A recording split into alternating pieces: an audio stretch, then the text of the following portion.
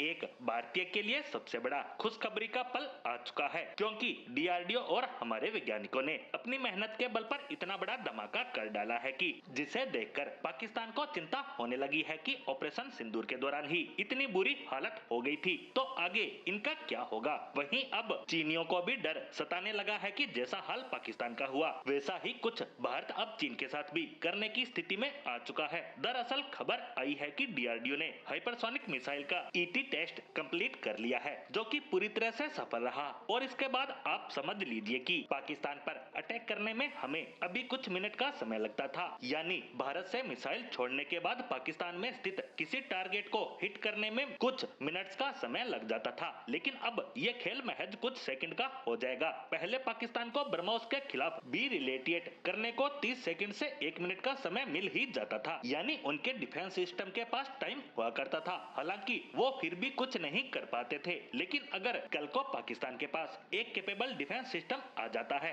तो वो उस 1 मिनट की विंडो में ब्रह्मोस मिसाइल के खिलाफ कुछ कर भी सकते हैं। और इसीलिए पाकिस्तानी सेना प्रमुख आसिम मुनीर अमेरिका के चक्कर लगा रहा है और वायुसेना प्रमुख भी कटोरा लेकर अमेरिका गया था कि हमें आपका कोई भी रडार, कोई भी डिफेंस सिस्टम दे दो ताकि हम ब्रह्मोस को रोक सकें। वहीं ये लोग इटली और स्वीडन से भी बातचीत कर रहे हैं ताकि इस 30 सेकंड की विंडो के लिए कोई कारगर हथियार मिल जाए। लेकिन इससे पहले कि ये एक हाई क्वालिटी का एयर डिफेंस सिस्टम लेकर आते, भारत ने इनकी उम्मीद को पूरी तरह से मिट्टी में मिला दिया है, क्योंकि भारत की ईटी टेस्ट के बाद हाइपरसोनिक मिसाइल को हमारे दुश्मन तो दूर हम खुद भी नहीं रोक सकते। यानी हम अपनी ही मिसाइल अपने पर फायर करें तो हम खुद भी उसे रोक नहीं सकते, क्योंकि दुनिया के किसी भी देश के पास ऐसा कोई डिफेंस सिस्टम मौजूद है ही नहीं जो एक हाइपरसोनिक मिसाइल को रोक सके। इससे आप अंदाजा लगा सकते हैं कि ईटी टेस्ट हमारे लिए कितनी बड़ी उपलब्धि है। वहीं अब इस टेस्ट के बारे में बात करें तो इसका पूरा नाम है ETLDHCM, यानी